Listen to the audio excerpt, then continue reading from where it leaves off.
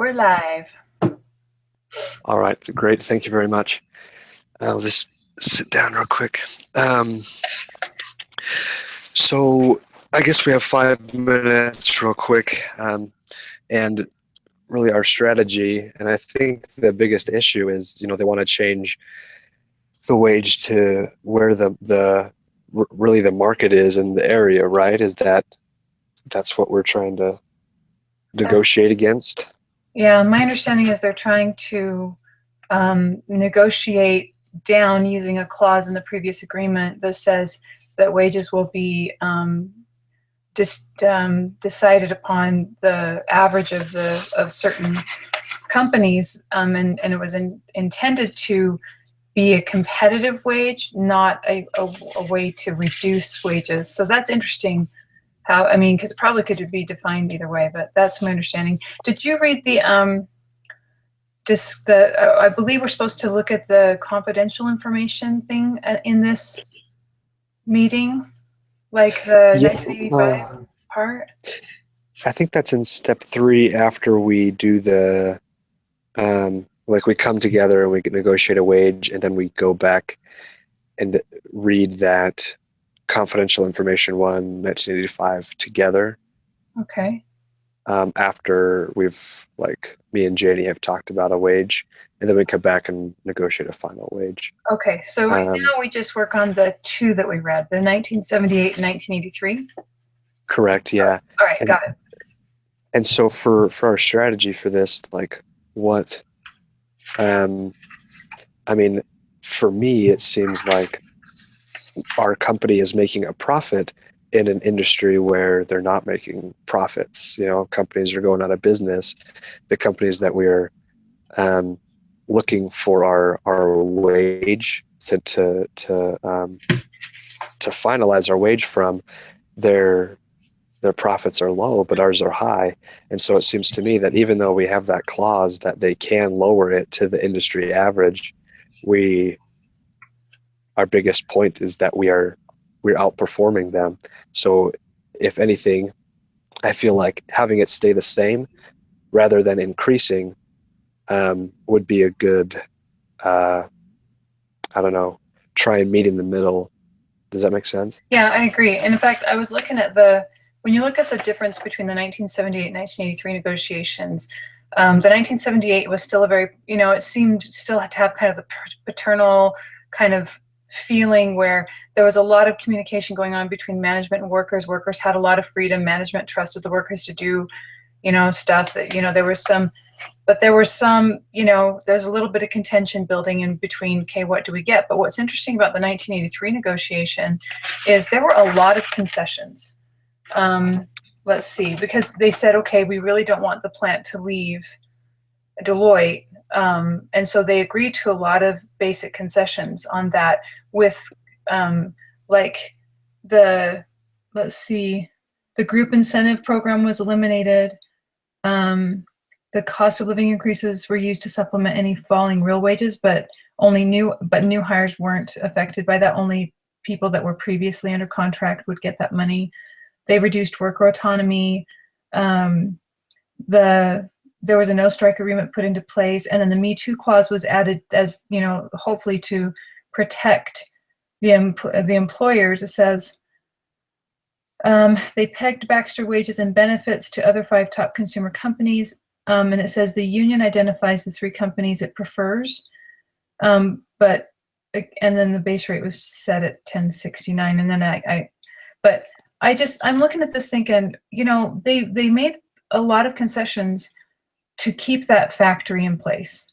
And then you go on and see that they're still making money, that Baxter's profits has actually increased.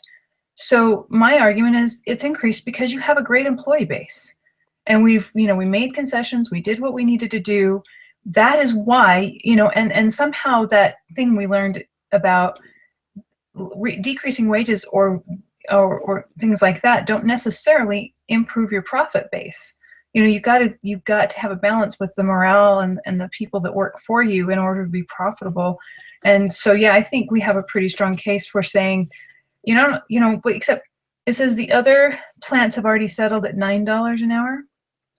Yeah. That's quite a bit lower. And how do you negotiate when every other plant has agreed to the $9, probably out of fear, and you're like, no, this is not fair. This is not right. This is, you're taking advantage of the employees, and it's not right. And so, I don't think they're going to want to give in to the 1069 because they're going to say, okay, that's going to cause problems at our other plants. It's going to cause problems in our negotiations. And I would say, well, guess what? Agree with 1069 and move it across the board. Make it fair, make it that way for everyone to just show faith in your people, and we'll renegotiate in 2 years. Anyway, that's kind of Right. my argument. Right. And so if didn't they threaten that if we didn't negotiate now, um, what did they say they would do? It was let's see. Let me see. I'm looking at it too.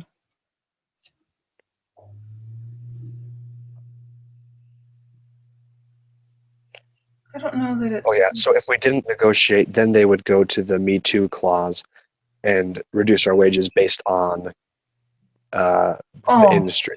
so they're saying, okay, so they're saying everyone else has gone to $9 and it'll raise to $10 the following year. So we'll back it off and then bring it up a little bit. And if you don't work with us on this, then we're just going to go based on those firms, which means they get paid even less then, probably. Is that what the threat Right. was? Right. The other interesting thing is it says they've been making the same base rate since 1978, and there's evidence that the company continues to have increased profits. So what's changed? I mean, are they looking? I mean, are they going to argue that they're working toward the future, that they're not thinking about the here and now? They're saying we've got to be able to compete in the future. And my argument would be we have competed, and we continue to compete by having a great employee management relationship, fair wages, and high productivity.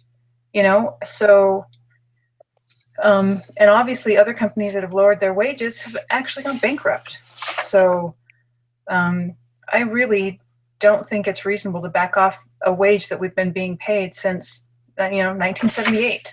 So I don't know, feeling kind of stinky about it. Yeah, and because it seems like, I mean, like legally, like I mean, we have a contract with them that they can do that Me Too clause. Like legally, that might be good, but it seems just like um, it would be in their best interest not to, you know? Well, especially Um, because it's just the next 2 years. Let's renegotiate. Let's look at the market. Let's stick to the thing that we've always done because it's shown success. So and I think that they probably legally could use the Me Too clause because it wasn't stipulated that it was based on only increased wages. But the spirit of the agreement was that we will continue to be competitive with other industries as they increase. So legally, they and help in probably. our cost of living as you know, inflation increases too. Like that was the understanding, it seemed. Yeah. And so there was and so up to this point, negotiations have been pretty much equitable on both sides. Both people are made to feel like, hey, you have our back. And it seems like the further on the business goes, the further apart that gets. It becomes adversarial, and that's where it seems like it's becoming in 1983 because the management's all of a sudden said, okay, you're not going to play ball, then we're gonna hurt you, and that is never a good negotiation, position. It's like let's find a way to, and the argument that they're going to have problems in the future isn't really represented in the bottom line on the financial documents. So Right. I don't think they have a good argument for cutting that. I think it's just they want to, I don't know, maybe they're worried about what production looks like in a couple of years with all these low paid workers, but with low paid workers and low morale and low levels of training, all those companies are going to hurt in different ways. Where Baxter could keep its edge by maintaining its relationship with its employees that it's always had. So So do we want to like? So our final thing in the negotiation is we're not going down from our 1060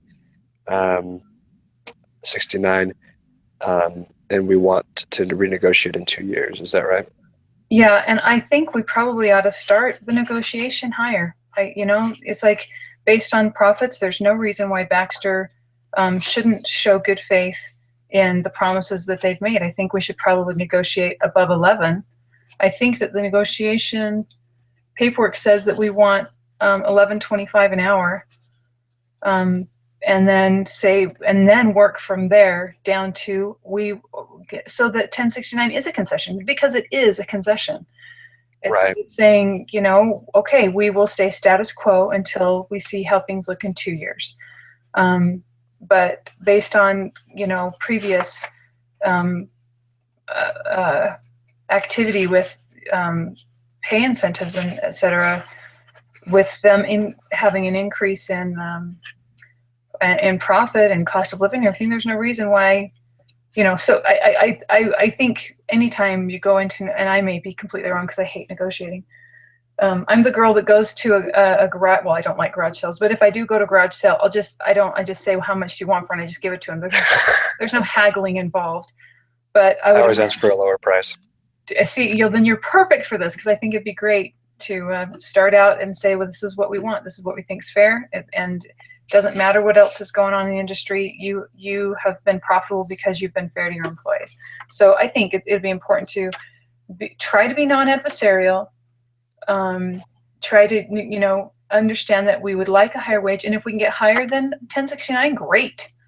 Let's start at 11.25 and say, listen, we have had this wage since 1978. So show some faith in your employees and maybe negotiate it to 11 or 1089 and see if we can't, get them to recognize the value of their employee base and get them back to the negotiation table. But I think that if we approach it kind of adversarially, like my way or the highway, I think the my way or the highway mark for me is the 1069. If they will not go below, if they try to go below 1069, then no, then that's our bottom line, period. But I think anything between that and the 11.25 is negotiable. So, but anyway, that's my thoughts. Cool. So do you want to invite them, Marleya and Janie, to our thing and do that, or should we start a new one? Why don't that's a good idea, actually. Why don't I text Janie and see if Marleya came? So I'm going to go ahead and stop the broadcast. Okay, I have her right here. I guess Marleya did join. I can just text Janie right now and let her know. Just ask her to invite us there, or vice versa. Okay. I don't know what she wants. I can't remember how she wants to do it, because I don't think we need a new meeting. So, but if she wants us over there, then I'll stop this, and this will be then we come back to this one. Can I stop and restart this? I think so. You can take it off, go live, and. Okay. So this is where we can come back to our post negotiation. Oh, that makes sense. Yeah, that makes sense. Okay. So I'll go ahead and stop this, and then wait for Janie. But although I think if she tries to call me, will that end this call? I don't know how that works. I have no idea. Well, I'll go ahead and stop this, and we'll see what happens. Okay.